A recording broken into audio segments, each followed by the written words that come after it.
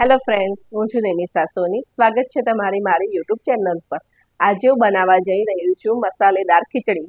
મસાલેદાર ખીચડી બનાવવા માટે મેં ખીચડીના ભાત લીધા છે અને મગની ફોતરાવાળી દાળ લીધી છે. વઘાર માટે હું રાઈ લઈશ, હિંગ લઈશ, તજ લઈશ અને લવિંગ, મરચું, મીઠું, હળદર, ધાણા જીરું અને આદુ લસણ મરચાંની પેસ્ટ સાથે ડુંગળી, ટામેટા અને બટાકા મેં કાપીને લીધા છે. ખીચડી આપણે 2 થી 3 પાણીમાં ધોઈ દઈશું.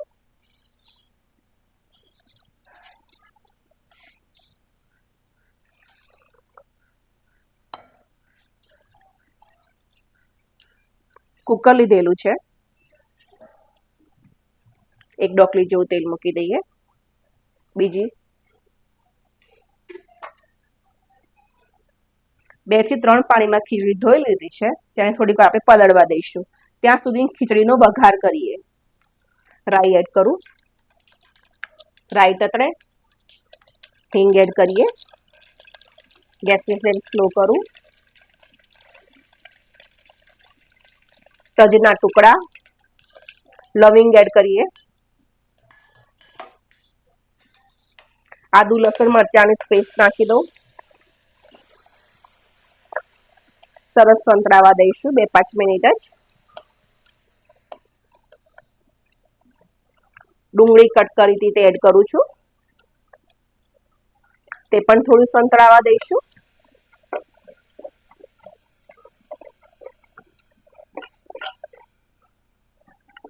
બટેકું કટ કર્યું તો એડ કરું છું.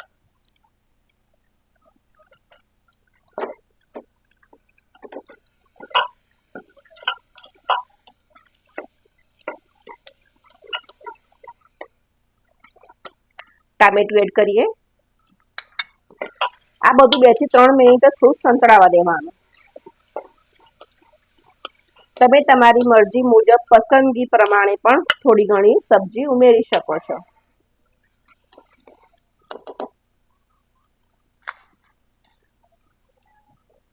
પાણી એડ કરી લો. અત્યારે થોડુંક પાણી ઉમેર્યું છે, પછી આપણે ઉમેરીશું. પાણી થોડું ગરમ થઈ ગયું છે. ખીચડી એડ કરી દઈએ.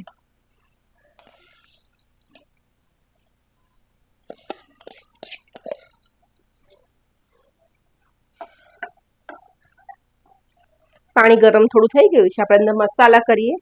1 ચમચી જેવું લાલ મરચું પાવડર, અડધી ચમચી હળદર, એટલું જ પ્રમાણનું ધાણા જીરું પાવડર અને સ્વાદ અનુસાર મીઠું. ફરીથી બધું મિક્સ કરી દઈએ.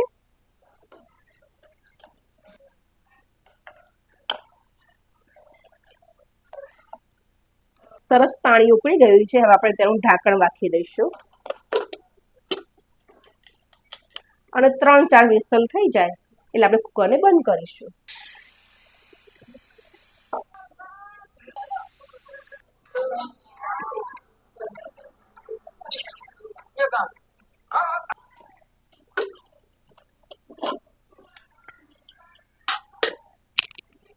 મસાલેદાર ખીચડી રેડી છે.